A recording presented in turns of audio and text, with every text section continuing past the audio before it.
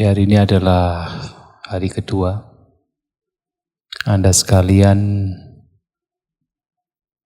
mempraktikkan pengembangan batin atau meditasi.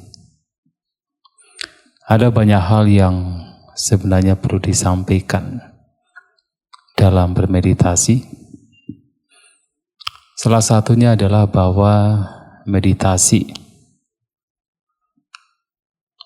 merupakan cara untuk bagaimana membawa batin kita selalu berada di sini dan sekarang. Bagaimana membawa batin kita untuk tidak kembali ke masa lampau ataupun berpikir-pikir atau terseret ke hal-hal yang sesungguhnya belum terjadi atau masa mendatang.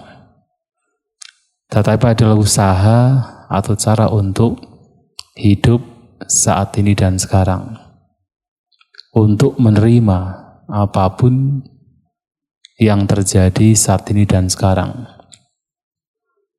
Karena sesungguhnya kedamaian batin, ketenangan batin hanya akan dapat diperoleh ketika seseorang mampu untuk hidup saat ini dan sekarang, menerima apapun yang terjadi sebagaimana adanya. Kalau pikiran kita senantiasa kembali ke masa lampau ataupun berpikir-pikir tentang yang belum terjadi, maka kecemasan, kekhawatiran, ketakutan biasanya akan muncul.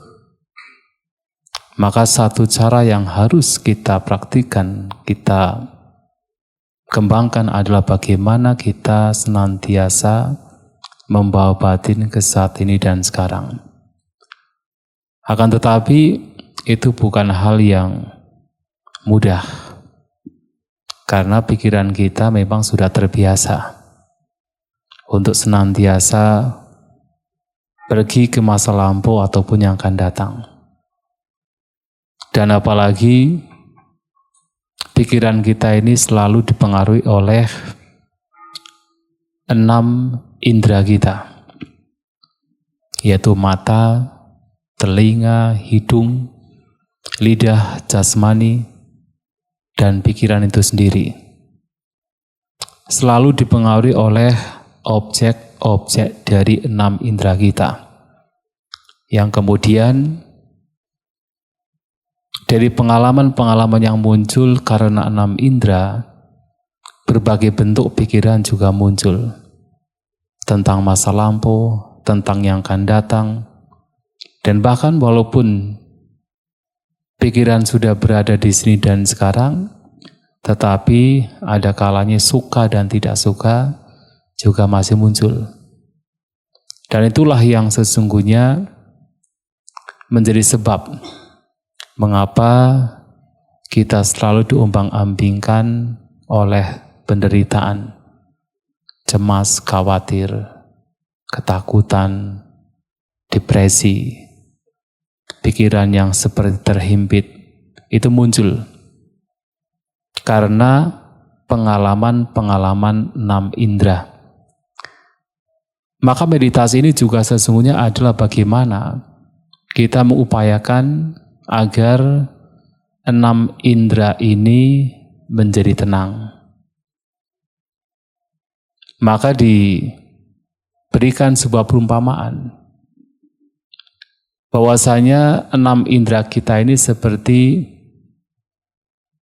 6 ekor binatang. Ketika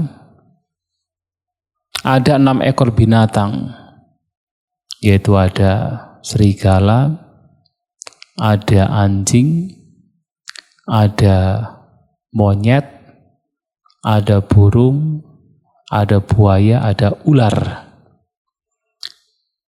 6 ekor binatang ini ekornya diikat dan dibiarkan. Apa yang terjadi? Anda bisa membayangkan. Kalau ada 6 ekor binatang yang tadi saya sebutkan, ekornya diikat jadi satu dan dibiarkan dilepas, apa yang terjadi? Ya, berantem. Bisa juga ya. 6 ekor binatang ini mempunyai keinginannya masing-masing. Anjing biasanya suka pergi ke kampung. Kalau serigala sukanya pergi untuk mencari bangkai. Biasanya di kuburan. Kalau monyet sukanya pergi ke hutan. Kalau ular sukanya pergi ke sarangnya. Kalau burung terbang ke angkasa. Kalau buaya pergi ke sungai. Mereka punya keinginan masing-masing. Dan ketika 6 ekor binatang ini, ekornya diikat jadi satu dan dibiarkan. Maka sesuai dengan keinginan mereka masing-masing, mereka akan saling tarik-menarik. Ada kalanya mungkin anjing yang paling kuat dalam waktu tertentu. Maka semua akan tertarik sesuai dengan keinginan kemana anjing ingin pergi. Ke kampung. Mungkin ada kalanya buaya yang paling kuat. Maka semuanya akan tertarik kemana biasanya buaya akan pergi, yaitu ke sungai. Mungkin yang paling kuat adalah monyet. Maka semuanya akan tertarik juga ke hutan. Atau mungkin yang paling kuat pada waktu tertentu adalah ular. Maka semua tertarik ke sarangnya. Dan akan terus demikian. Akan saling tarik-menarik. Dan siapapun yang terkuat, semuanya akan mengarah ke sana. Dan 6 ekor binatang ini adalah perumpamaan dari 6 indera kita. Bahwa kita memiliki 6 indera yang juga memiliki objeknya masing-masing. Mata, objeknya adalah bentuk. Yang disukai mata adalah bentuk. Tidak mungkin mata menyukai suara atau menyukai bebauan, tetapi adalah bentuk. Telinga, objeknya adalah suara. Dan telinga tidak bisa mendeteksi bentuk ataupun objek lainnya, hanya suara. Maka itu yang menjadi fokus dari telinga. Hidung adalah bebauan, lidah adalah rasa, jasmani adalah sentuhan. Dan pikiran itu sendiri adalah objek-objek pikiran yang menjadi fokus. 6 indera ini selalu mencari objeknya masing-masing. Selalu mencari, mengejar objeknya masing-masing. Dan barangkali dalam satu momen yang paling kuat adalah bentuk yang terlihat oleh mata. Maka semua fokus akan terarah pada pengalaman melihat. Dalam waktu yang lain adalah suara yang paling kuat, yang paling dominan, terdengar oleh telinga. Maka dalam waktu tersebut semua terarah pada pengalaman mendengar. Dalam waktu yang lain mungkin yang paling kuat adalah bebauan. Dan dalam waktu itu semua terarah pada pengalaman membaui. Dan terus demikian. Yang menjadi masalah adalah ketika 6 indera ini dibiarkan liar, dibiarkan tidak terkendali, maka akan terus mencari objeknya masing-masing dan akan terus memberikan berbagai macam pikiran-pikiran yang tidak bermanfaat. Akan terus diombang-ambingkan oleh suka maupun tidak suka. Melihat objek, kebiasaan dari mata adalah menyukai apa yang menyenangkan, menolak, membenci apa yang tidak menyenangkan. Ketika mendengarkan suara juga demikian. Ketika ada muncul suara yang menyenangkan, maka cenderung untuk menyukai, untuk melekatinya. Tapi begitu tidak sesuai dengan keinginannya, maka suara tersebut menjadi objek kebencian, ketidaksukaan. Demikian pula ketika membaui, merasakan, bersentuhan, dan ketika berpikir terhadap objek-objek pikiran, ketika itu menyenangkan, maka disukai, keserakahan muncul. Ketika tidak menyenangkan, penolakan terjadi, kebencian muncul. Dan itu menjadi kebiasaan dari pikiran kita. Ketika berasosiasi dengan objek-objek dari masing-masing indera. Maka meditasi atau pengembangan batin di sini tidak hanya berkenaan dengan bagaimana kita membawa batin fokus dengan objek, tetapi juga mewaspadai keenam indera kita. Semua pengalaman yang muncul, apakah melalui melihat, mendengar, membaui, merasakan, bersentuhan, semua pengalaman yang muncul itu pun juga harus diwaspadai. Tidak kemudian dibiarkan. Ketika muncul kebencian atau keserakahan pada saat berasosiasi dengan objek-objek dari enam indera ini, itu pun juga harus dikenali, diketahui, disadari, dan tentunya diupayakan untuk dilenyapkan. Maka meditasi ini tidak hanya sekadar melihat batin, tentu melihat batin, tapi juga berasosiasi dengan setiap pengalaman enam indera kita. Pada saat kita dalam retreat seperti ini, barangkali kelima indera kita tidak banyak berasosiasi dengan objek-objeknya, karena kebanyakan sudah fokus dengan batinnya masing-masing, dan itu sangat baik. Maka kita membutuhkan retreat meditasi seperti ini supaya kelima indera seperti mata, telinga, hidung, lidah, jasmani tidak kemudian menjadi concern atau kepedulian yang besar atau perhatian yang besar. Karena pada saat itu yang paling diperhatikan adalah batin. Itu sangat membantu. Tapi sesungguhnya walaupun demikian, tetap saja harus diwaspadai. Apalagi nanti ketika di luar sana, kembali ke tempat masing-masing, ketika seseorang tidak kemudian menekankan pada batin, tetapi lima indera lainnya juga dibiarkan untuk bekerja seperti biasa, disitulah banyak sekali pikiran-pikiran yang tidak bermanfaat bisa muncul. Dan di situ pula sesungguhnya kewaspadaan, perhatian itu juga justru harus semakin ditajamkan, semakin dikembangkan.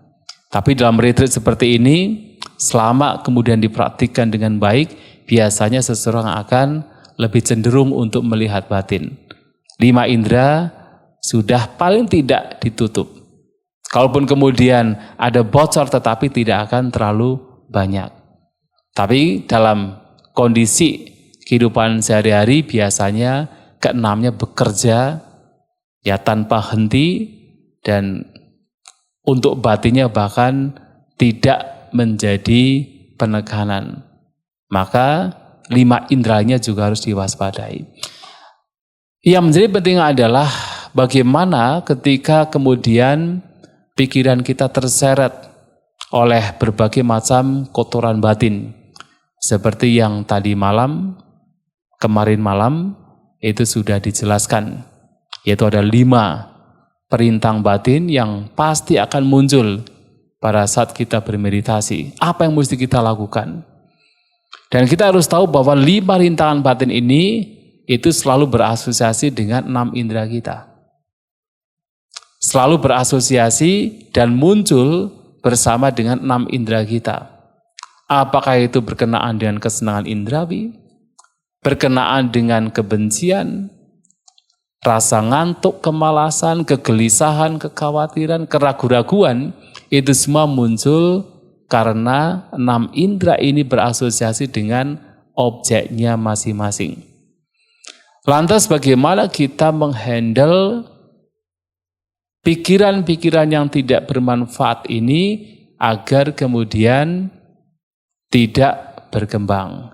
Itulah seperti halnya binatang, 6 ekor binatang yang tadi diikat dan dibiarkan.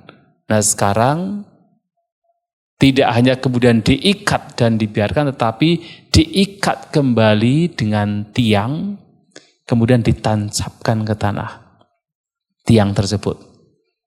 Ketika tadi dibiarkan, dia akan terus ke sana kemari, mencari objeknya masing-masing, keinginannya masing-masing. Nah sekarang kita membutuhkan tiang yang ditancapkan ke tanah dengan kuat, dan 6 ekor binatang itu diikat di situ. Ketika diikat, apa yang terjadi? Apakah 6 ekor binatang tersebut masih meronta? Masih ya, masih meronta. Karena mereka masih punya keinginan, sesuai dengan keinginannya masing-masing, mereka masih meronta. Tapi walaupun mereka meronta karena tiangnya kuat, talinya kuat, sejauh manapun mereka pergi, tidak akan jauh, akan kembali. Walaupun lari, ketarik kembali, lari, ketarik kembali. Dan pada akhirnya, 6 ekor binatang tersebut akan lelah sendiri, akan capek sendiri, hanya diam, jinak, duduk di bawah tiang tersebut.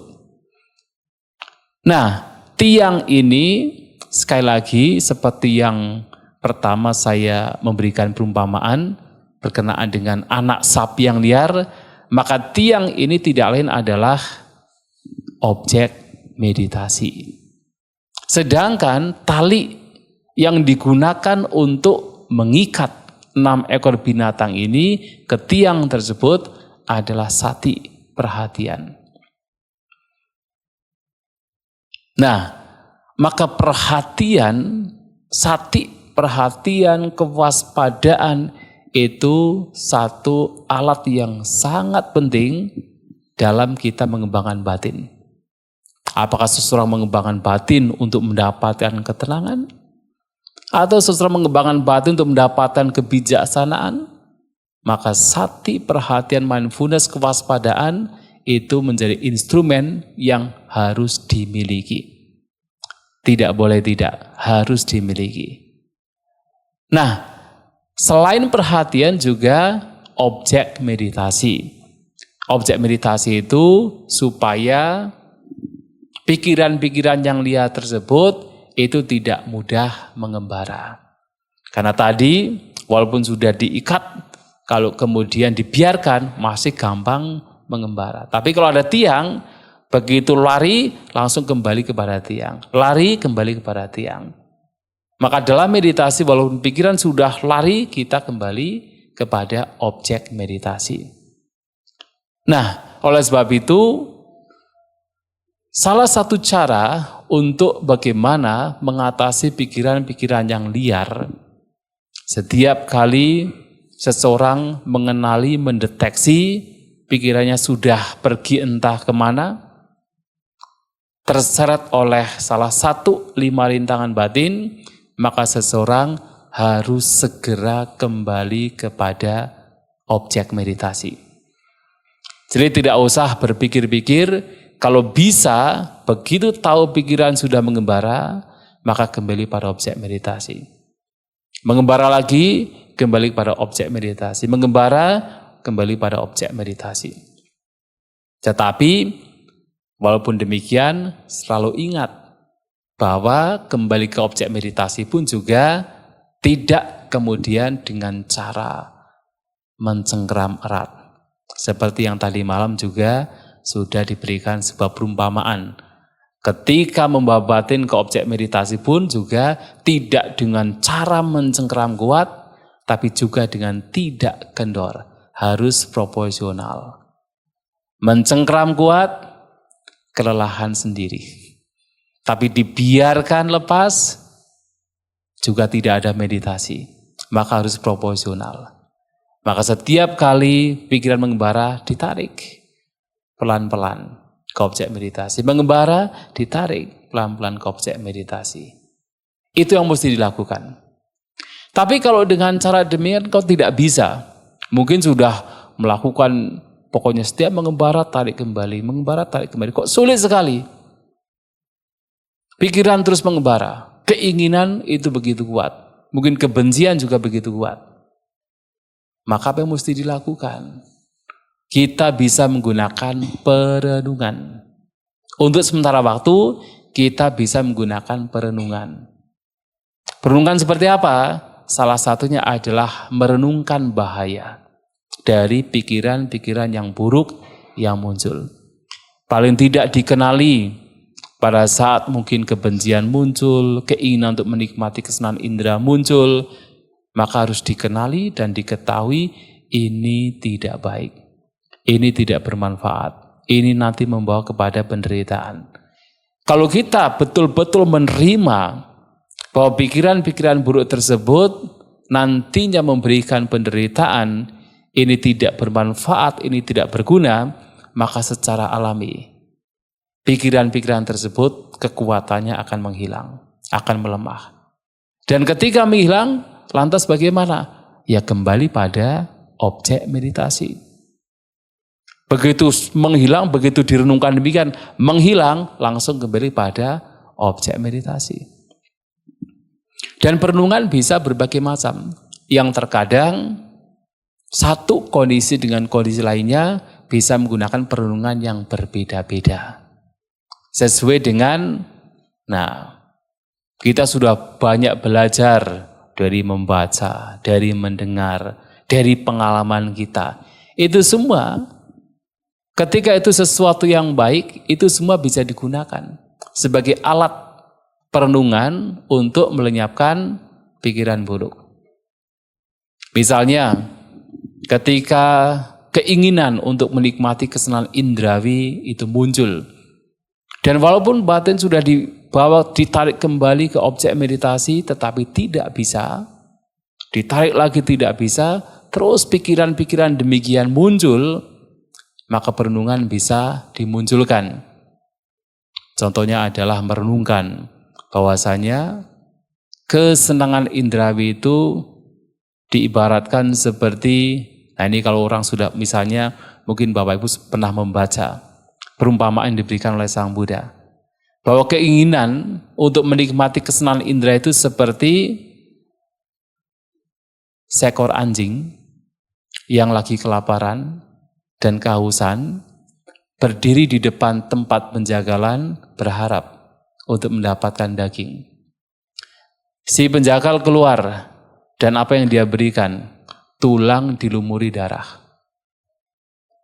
Kira-kira dengan tulang dilumuri darah, walaupun anjing tersebut berpikir bahwa dia akan bisa melenyapkan rasa dahaga dan juga laparnya, apakah bisa demikian? Tidak kan? Yang terjadi adalah anjing tersebut akan semakin kehausan.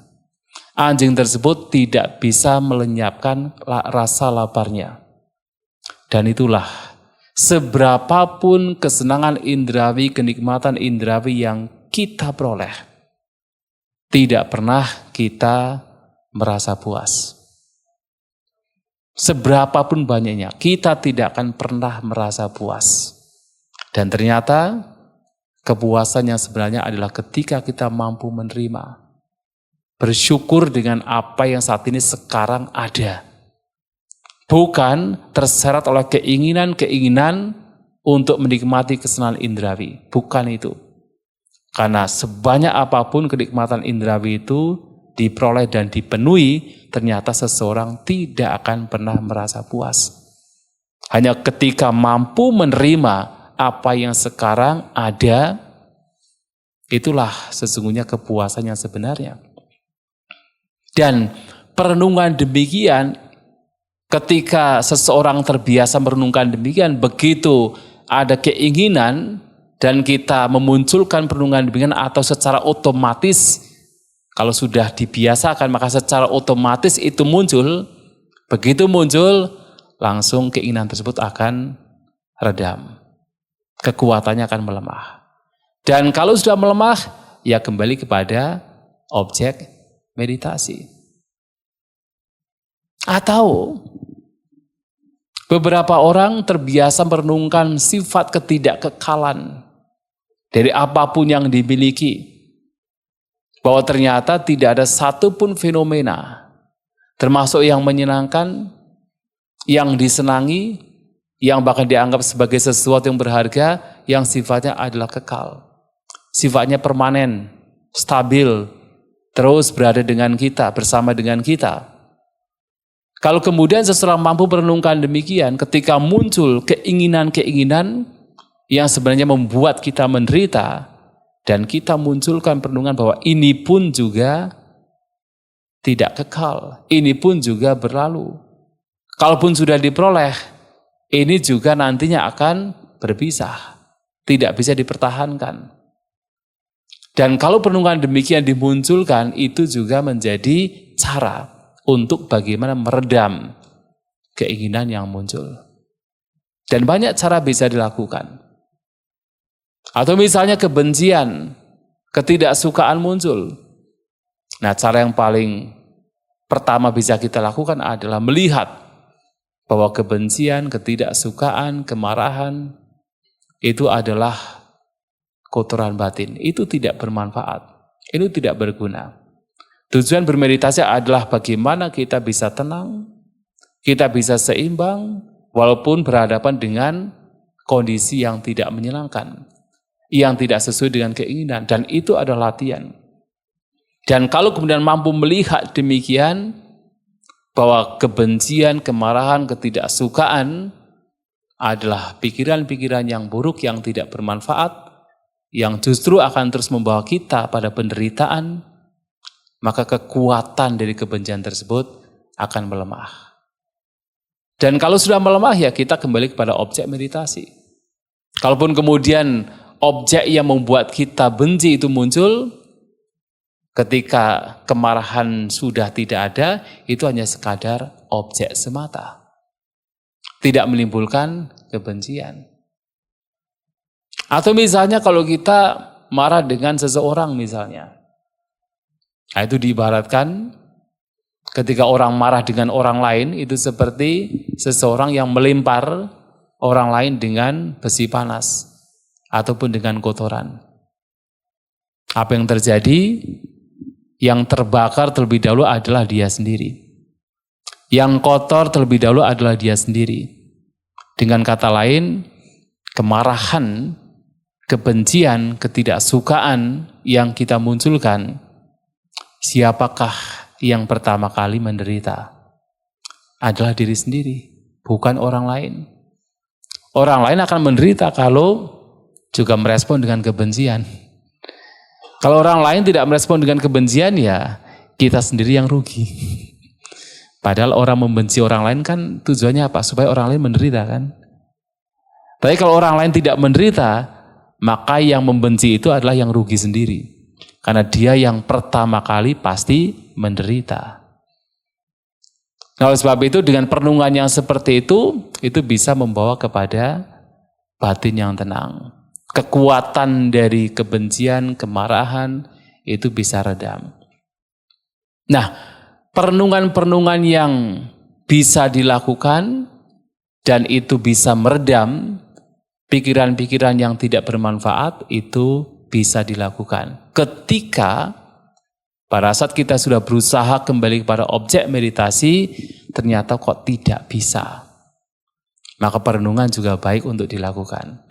Dan itu juga menjadi instrumen agar batin kemudian menjadi seimbang, menjadi tenang. Nah, kalau batin sudah tenang, sudah seimbang, ya sudah. Tinggal memperhatikan objek meditasi. Dan tidak usah melakukan apa-apa. Karena nanti sebentar kemudian pikiran buruk akan muncul lagi. Tetapi tidak usah dicari ya. Ketika mungkin batin sudah tenang, batin sudah seimbang, kemudian jangan dicari. Ini pikiran benci mana ya? Keinginannya mana ya? Tidak usah dicari. Sekedar menyadari saja. Ada sebuah perumpamaan. Seperti seseorang yang ingin membuat perkakas dari besi yang tadinya mentah. Agar besi tersebut menjadi matang, menjadi lentur tetapi kuat, dan bisa digunakan untuk membuat apapun perkakas yang seseorang inginkan, apakah untuk dibuat menjadi pisau, menjadi gunting, menjadi pedang, dan sebagainya. Apa yang mesti dia lakukan? Besi tersebut dibakar, kemudian dipukul-pukul, dicelupkan ke air, terkadang dibiarkan saja. Dibakar lagi, dipukul-pukul, dicelupkan ke air, terkadang dibiarkan saja. Nah, seperti itu dilakukan, pada akhirnya besi yang tadinya itu masih mentah, masih tercampur dengan logam-logam lainnya, itu akan menjadi lentur, matang, tapi juga menjadi kuat, dan bisa digunakan untuk membuat apapun perkakas seorang pandai besi menginginkan. Nah, ternyata mengembangkan batin juga sama. Ada kalanya batin kita itu terseret oleh kegelisahan, karena keinginan-keinginan, karena kemarahan, karena kekhawatiran, kecemasan, batin menjadi gelisah. Ketika batin gelisah, apa yang mesti dilakukan? Harus ditenangkan. Apakah kembali kepada objek meditasi, apakah dengan cara perenungan, tapi harus ditenangkan. Dibuat rileks. Nah, ketika sudah ditenangkan, dan itu tenang, seimbang, maka apa yang dilakukan? Ya sudah, dibiarkan saja. Tapi kemudian ketika suatu kali batin ini terlalu kendor, terlalu rileks, ngantuk, malas, bahkan tertidur. Apa mesti dilakukan? Harus dimunculkan semangat. Dimunculkan semangat. Kalau sudah muncul semangat, batin menjadi seimbang. Seimbang, tenang, dan ketika itu terjadi, apa mesti dilakukan? Ya sudah, dibiarkan saja. Tapi sebentar kemudian barangkali akan terseret kembali kepada kegelisahan, kekhawatiran, kecemasan, berbagai macam keinginan. Maka harus ditenangkan. Ketika tenang, dibiarkan saja. Sebentar kemudian mungkin akan terseret kepada pikiran yang kendor, kemalasan, terlalu rileks. Maka harus dimunculkan semangat, menjadi seimbang lagi. Dan ketika seimbang, dibiarkan saja. Apa korelasinya dengan ketika seseorang ingin membuat perkakas? Ketika besi tersebut dibakar, dipukul-pukul, itu seperti ketika batin seseorang yang tadinya kendor, yang tadinya bermalas-malasan, kemudian dimunculkan semangat. Dan ketika besi tersebut kemudian dicelupkan ke air, itu seperti batin yang tadinya terlalu bersemangat, terlalu berkobar, kecemasan muncul, kekhawatiran muncul, itu kemudian ditenangkan. Seperti dicelupkan ke air, didinginkan. Dan ketika besi tersebut yang tadinya dipukul-pukul atau dicelupkan kemudian dibiarkan saja, itu adalah seperti ketika batin sudah dalam kondisi seimbang, kondisi tenang, maka dibiarkan saja. Tinggal ikuti, tidak usah kemudian mencari sesuatu yang lain. Kalau Anda bermeditasi, secara fisik sudah rileks, batin juga tenang, tetapi sadar, objek terlihat dengan jelas, ya sudah, nikmati saja. Tidak usah melakukan hal lain. Tidak usah kemudian mencari-cari. Karena sebentar kemudian mencari-cari atau berpikir-pikir, itu akan artinya itu sudah kembali kepada kegelisahan. ketika kemudian berpikir-pikir. Maka harus sekedar memperhatikan, sekedar mengamati. Kalau kemudian terseret lagi kepada kegelisahan, harus dibuat tenang dengan apapun cara yang bisa dilakukan. Kalau kemudian terseret kepada kekendoran, kemudian dibuat juga menjadi seimbang, disadarkan kembali. Kemudian batin menjadi seimbang. Nah, itu yang mesti dilakukan. Nah, di sini perenungan itu juga menjadi salah satu cara untuk bisa melenyapkan pikiran-pikiran yang tidak bermanfaat. Nah, kalau dengan perenungan tidak bisa, kita bisa menggunakan, Sang Buddha mengatakan, tidak usah memperhatikan. Dalam meditasi ini kita membutuhkan sati perhatian. Tapi ada satu cara, ketika sudah dengan berbagai macam cara kok tidak bisa, dikatakan sebagai asati amanasikara. Jadi asati, sati kan perhatian. Manasikara itu juga perhatian, tapi di sini asati, tidak memberikan perhatian. Bahkan terhadap objek yang muncul. Kalau sudah dengan berbagai macam cara kok tidak bisa, sudahlah, nggak usah diberi perhatian. Kadang kita pokoknya rileks saja dah. Tidak usah kemudian kita terlibat lagi. Bahkan terhadap objek meditasi pun, kalau ternyata dengan kita kembali kepada objek meditasi kok sulit sekali, dengan perenungan juga sulit sekali, sudahlah, yang penting duduk saja. Tidak melakukan apa-apa. Yang penting duduk saja, tenang begitu, tidak usah memberikan perhatian, itu juga cara. Nah, cara demikian bukan karena tanpa alasan, tetapi karena juga muncul dari kebijaksanaan. Tahu bahwasanya dengan cara-cara lain sudah tidak bisa, ya sudah, penting duduk saja. Toh apa yang dikejar juga sih? Ya kan? Kan sesungguhnya pada akhirnya, pada akhirnya, dalam meditasi ini pada akhirnya adalah nirasa, nirasa. Nirasa artinya apa? Tanpa ada harapan. Apa yang mesti kita harapkan? Apa yang kita harapkan? Nggak ada. Pada akhirnya adalah untuk menghilangkan, melenyapkan semua harapan, semua asa. Dalam bahasa Pali, bahasa Indonesia juga sama, asa. Nah, di sini adalah nirasa. Nir artinya tanpa harapan. Nggak ada yang perlu kita kejar. Pada akhirnya.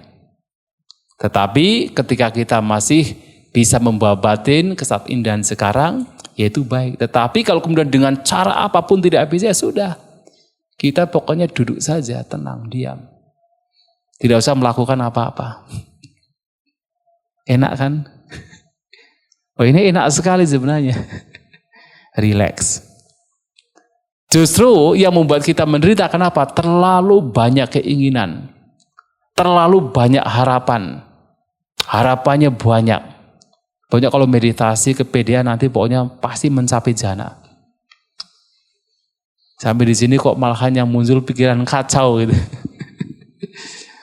Menderita, padahal ya pada akhirnya bermeditasi pada akhirnya juga membawa batin untuk apa? Tanpa harapan, nirasa, tanpa harapan.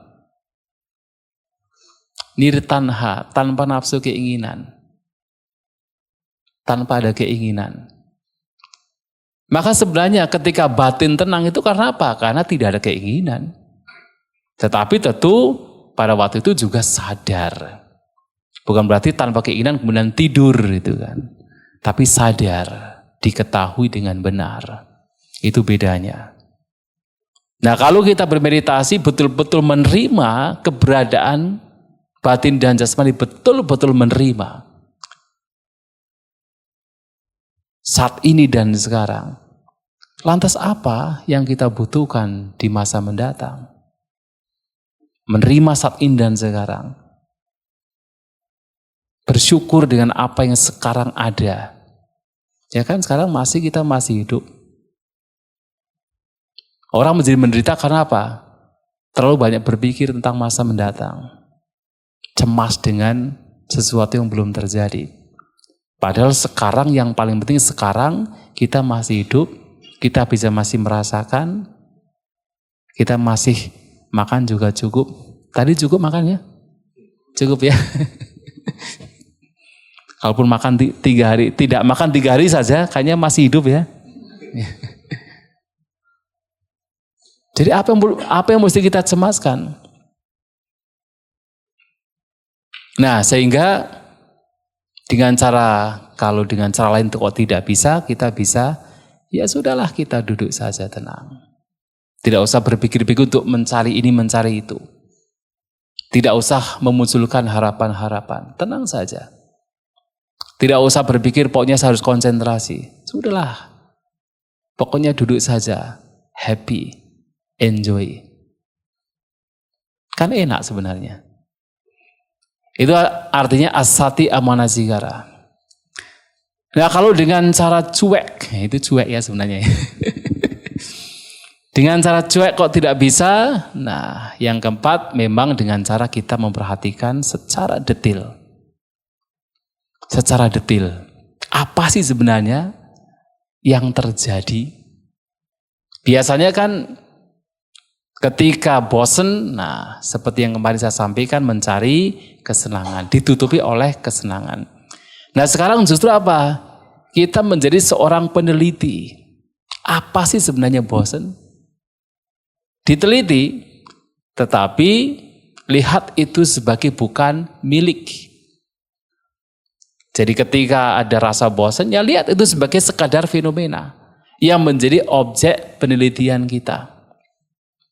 Nanti akan diketahui, oh ternyata ketika bosan muncul, pokoknya ada badan jasmani menjadi tegang lah. Kemudian ada semacam sesuatu yang blocking lah, begitu. Nanti akan diketahui. Ada perasaan yang tidak nyaman, tetapi itu semua seperti sesuatu yang berada di luar, bukan sebagai milik. Kenapa kita menderita? Karena apa? Ada kecenderungan bahwa itu adalah aku. Aku yang bosen, oh sekarang saya bosen, tidak nyaman. Tapi kalau kita melihat bosen sebagai objek semata, kita selidik seperti seorang peneliti melihat, atau seorang pandai permata dilihat, dibolak-balik begini, permata ini seperti apa sih? Ini asli atau tidak gitu kan?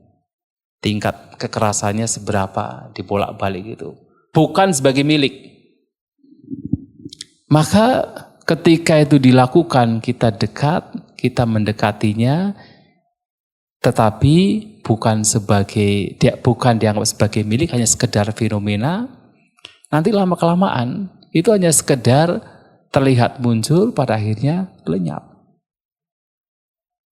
Dan apapun itu, tidak hanya bosan. Ketika kemarahan muncul, bisa dilihat juga apa sih sebenarnya yang disebut sebagai marah itu apa sih? Kita lihat. Bukan sebagai milik, hanya sekadar sebagai fenomena. Nah kalau itu dilakukan dan kita bisa mengetahui secara batiniah, secara fisik, perasaan-perasaannya muncul ketika kemarahan itu muncul dan itu sebagai sekedar fenomena, maka itu akan menjadi sesuatu yang sebenarnya malahan menarik. Maka ada seorang guru meditasi mengatakan bahwasanya ketika bosan sudah mulai muncul, ada seseorang yang menjadi bahagia. Kenapa? Karena disitulah dia punya kesempatan untuk melihat bosan itu seperti apa.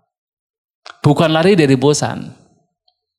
Ketika muncul perasaan tidak menyenangkan, beberapa orang yang bermeditasi justru merasa bahagia, semangatnya muncul. Ketergugahan batinnya muncul. Kenapa? Karena disitulah dia punya kesempatan untuk bisa menyelidik lebih dalam apa sih sebenarnya yang namanya rasa tidak nyaman. Nah, kalau itu bisa dilakukan, tetapi sekali lagi melihat itu sebagai fenomena bukan sebagai milik dan diselidik dan bisa dilakukan, maka kekuatan dari yang tidak menyenangkan tersebut atau pikiran-pikiran yang tidak baik tersebut juga akan melemah, redam, batin menjadi tenang. Dan kalau sudah tenang ya kembali kepada objek meditasi. Nah, itu bisa dilakukan. Jadi banyak cara untuk bagaimana mengatasi pikiran-pikiran yang buruk. Kembali kepada objek meditasi, kalau memang bisa, kita bisa menggunakan berbagai macam perenungan, apapun pemahaman yang sudah pernah diketahui, itu bisa dijadikan sebagai alat untuk menjadi alat perenungan, agar pikiran buruk itu lenyap. Kalau sudah dengan cara-cara demikian kok tidak bisa, sudah cuek saja, pokoknya duduk diam, tenang, happy. Tidak usah berpikir-pikir, tidak usah memberikan perhatian. Atau dengan cara kita menyelidik lebih dekat. Apa sih sebenarnya membuat atau fenomena yang disebut sebagai pikiran buruk? Atau mungkin perasaan tidak menyenangkan? Atau mungkin kemarahan? Kita lihat secara dekat. Tetapi bukan sebagai milik, sebagai sekadar fenomena yang menjadi objek penelitian, objek perhatian, objek sati mindfulness, diselidik. Nah, dengan cara demikian, maka pikiran-pikiran yang buruk itu kekuatannya akan semakin berkurang, semakin melemah. Ya, itu yang bisa dilakukan dalam kita bermeditasi dan bisa dipraktikkan. Nah, jadi yang paling dasar adalah kembali kepada objek meditasi. Setiap pikiran kita mengembara, kembali pada objek meditasi. Itu yang bisa kita lakukan. Ya, saya kira demikian.